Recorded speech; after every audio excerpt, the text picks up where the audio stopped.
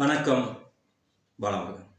இந்த சைமன் செபஸ்டி இந்த ஜாம்பி கூட்டம் இருக்காங்க பார்த்தீங்களா, மண்டையில மசாலாவே இல்லாத ஜாம்பிஸ் கூட்டம் இருக்காங்க பார்த்தீங்களா, இவங்கள ஃபுல்லா என்ன வேலை சொல்லி என்ன வேலை செஞ்சு ஏமாத்தி வச்சிருக்கான் அப்படிங்கிறதுக்கு ஒரு சிம்பாலிக்கான வீடியோ ஒன்று வந்திருக்கு, பாருங்க.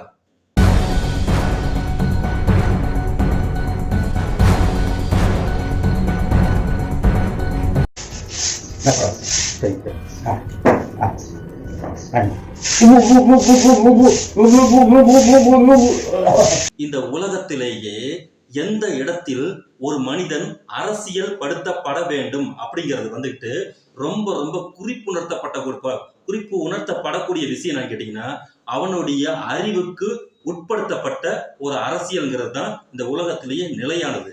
அது வலதுசாரியாக இருந்தாலும் சரி, இடதுசாரியாக இருந்தாலும் சரி.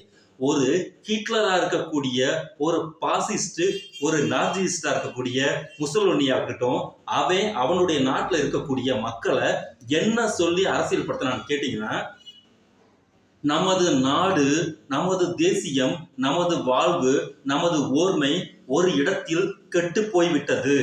அந்த கெட்டு போனதுக்கு மூல காரணம் இங்கே இருக்கக்கூடிய பூர்சுவா சமூகமாக இருக்கக்கூடிய இந்த யூத கும்பல்னால தான் அவ்வளவும் கெட்டு போச்சு. அதனால அவர்களை விரட்டி அடிப்பதன் மூலமாக நமது புனிதத்தையும் நமது தூய்மையையும் நாம் பெற முடியும்.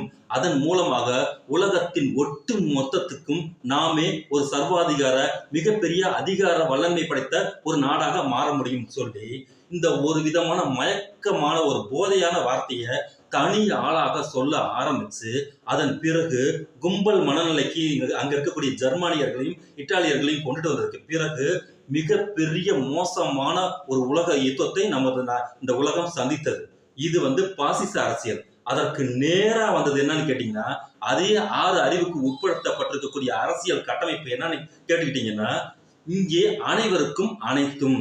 தோழர் லெனின் என்ன சொல்லியிருக்காரு கேட்டீங்கன்னா, நீ உனது அரசியலை தேர்ந்தெடுக்காவிடில் நீ வெறுக்கப்படுகிற அரசியலால் ஆளப்படுவாய் அப்படின்னு சொல்லி அற்புதமான ஒரு வைர வரிய அவர் சொன்னார்.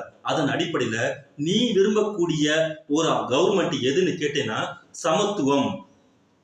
மேலை நாடுகள்ல மிக மிக கொடூரமாக மோசமாக இருக்கக்கூடிய சமத்துவம் இன்மை, கருப்பு வெள்ள பிரச்சனை, ஏழை பணக்காரன் பிரச்சனை. அதனால கம்யூனிசம் மிக பெரிய அளவுக்கு ஒரு தத்துவமாக உருவெடுத்து அது எல்லா பட்டி தொட்டி வரைக்கும் அது உனக்கு பரவியது. அப்போ அவன் இடதுசாரி அரசியலை தேர்ந்தெடுத்தான் அவனுடைய 6வது அறிவின் அடிப்படையில். ஆனா இங்கே ஒரு ஜாம்பிஸ் கும்பல், ஒரு முட்டாள் கூட்டம் ஒன்று இருக்கிறாங்க. 15 ஆண்டுகளுக்கு முன்னால் அவன் அரசியல் பேச ஆரம்பித்தது. இந்தியாவில் இருக்கக்கூடிய அரசியல் என்பது பார்ப்பனியமும் பார்ப்பனியத்துக்கு எதிரான அரசியலும். பார்ப்பனியம் என்னன்னு கேட்டீங்கன்னா, உண்டு கொளுத்து வாழக்கூடிய அரசியல். 3 பேர் இருக்கக்கூடிய இந்த பார்ப்பன கும்பல்கள் அனைத்துக்கும் 97% வாழக்கூடிய உழைக்கும் மக்களாக இருக்கக்கூடிய நமது மக்கள் உழைத்து கொண்டு வந்து அவனுக்கு கொட்ட வேண்டும். அவன் சுகபோகமாக வாழ்ந்து கொண்டு நம்ம என்ன பண்ணுவான், 3ஆம் ஜாதியாக இழி குறியீட்டு மக்களாக வைத்துக் கொண்டு நம்மை ஆட்சி புரியக்கூடிய கேடுகட்ட அவல நிலையை இந்த பார்ப்பனியம் செய்து கொண்டிருப்பதை கண்டுபிடித்தவர்கள் இந்தியாவில் 2 பேர். அரசியல் படுத்தியவர்கள் 2 பேர். கண்டுபிடித்தவர்கள் மிக அதிகமான சயின்ட் இருக்காங்க, மிக அதிகமான அறிவாளிகள் இருக்காங்க. அந்த அறிவாளிகளுக்கெல்லாம் அறிவாளியாக திகழ்ந்தவர் டாக்டர் அம்பேத்கர். அவருடைய புக்கில் ஒவ்வொன்றும் வைர ஒளிகளாக மிளறி கொண்டிருக்கக்கூடிய சூழ்நிலையில அரசியல் படுத்தியது, இயக்கப்படுத்தியது புத்தரும் தந்தை பெரியாரும். அதன் பிறகு இங்க பார்ப்பானை ஒழிப்பது தனி மனித பார்ப்பானை ஒழிப்பது நமது நோக்கம் இல்லை. அந்த பார்ப்பான் தாங்கி இருக்கக்கூடிய பார்ப்பனியத்தை ஒழிப்பதுதான் நமது தத்துவம், நமது லட்சியம்னு சொல்லி இன்றைக்கு இயக்கப்படுத்தி இருக்கும் போது இங்க மிக பெரிய அளவிற்கு வீறு கொண்டு தமிழ்நாட்டில் எழுந்ததின் விளைவாக வடக்கு ஃபுல்லா கொம்பு செய்ய விடப்பட்ட அரசியல், இந்து முஸ்லிம் அரசியல்னு சொல்லி பாசிசம் தனது அந்த மக்களுடைய குரல் வலையை பிடித்து நாசம் செய்யும் போது இங்க ஒரு ஒளி விளக்காக சமத்துவ அரசியல் நீதி கட்சியின் மூலமாக துவக்கப்பட்டு அதன் பிறகு இன்றைக்கு திமுக மிளறி கொண்டிருக்கும் போது இதனை ஒழிக்க வேண்டும் அப்படின்னு சொல்லி அது ரொம்ப நாளா பார்த்துட்டு இருக்கு. அதற்கு கைக்கூலிகளாக இங்க நிறைய பேர் சுத்திட்டு இருக்கும் போது ஒரு கைக்கூலியை பிடிச்சது. அந்த கைக்கூலிக்கு பேர் தான் சீமான் என்கிற சைமன் செபஸ்டி.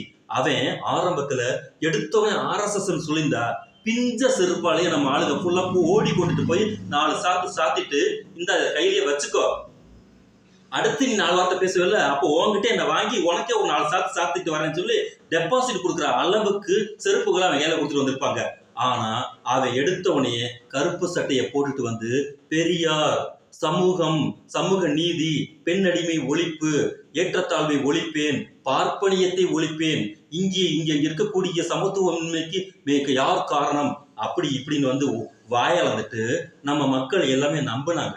சரி ஓகே, இவன் அசல் போலி, அசல் போல இருக்கு, ஓரளவுக்கு அசலாத்தான் இருக்கான்னு பார்த்தா இவன் மிகப்பெரிய ஒரு போலி, உலக போலி மாதிரி ஒரு 1ஆம் நம்பர் ஃப்ராடுங்கிறத பின்னாடி அவன் வாயிலிருந்தே நம்ம கற்றுக்கொள்ளக்கூடிய சூழ்நிலை வரும்போது அவனை எந்த முக்கில் வந்தாலும் ஏரியாவுக்கு சம்பந்தம் இல்லாத திருநாயை வச்சு அடிக்கிற மாதிரி இன்னைக்கு வரைக்கும் ஒவ்வொரு ஆளும் அவனை அடிப்பதை ஒரு கொள்கையாக வைத்துக் கொண்டு அலையும் போது இன்னைக்கு இவன் அவனுக்கு பின்னால் இருக்கக்கூடிய ஜாம்பிஸ் கூட்டம் இருக்கு பாத்தீங்களா, அந்த கூட்டத்தை எப்படி வச்சிருக்கான்னு கேட்டீங்கன்னா, அவன் சொல்லுவது, அவன் சொல்றதெல்லாம் அவன் இல்ல, அவன் கக்குவது. இந்த தேவையில்லாததெல்லாம் நக்கியதுக்கு பிறகு கக்கும் பாத்தீங்களா நாய், அதை நக்கிறதுக்கு ஒரு கும்பல் இருக்கு பாத்தீங்களா, அந்த அளவுக்கு அறிவை பயன்படுத்தாத, சுத்தமாக அறிவியை பயன்படுத்தாத, அறிவு என்றால் என்னவென்றே தெரியாத ஒரு மயக்க நிலையில் இருக்கக்கூடிய ஒரு கேடுகட்ட ஒரு கும்பலை இவன் தன் வசப்படுத்தி வச்சுக்கிட்டு அவனுக்கு இவன் பண்ணக்கூடிய வேலை, இவன் வாய் வழியா என்ன சொல்றானோ அதை அவன் எது வழியா வாங்கிக்கிறான்னு தெரியல, அப்படியே இங்க சோசியல் மீடியால கக்கக்கூடிய கேடுகட்ட வேலையை இவன் தொடர்ச்சியா செஞ்சுக்கிட்டு இருக்கான். அதன் நீட்சியாகத்தான் குறியீடாக வந்திருக்கக்கூடிய இந்த வீடியோ தான் இவனுங்களோட மிக சிறப்பாக ஆப்டாக பொருந்தி போகக்கூடிய விஷயத்துக்கு தான் இன்னைக்கு இந்த வீடியோவை உங்களுடைய பார்வைக்கு வச்சோம். ஆரம்பிக்கலாம்.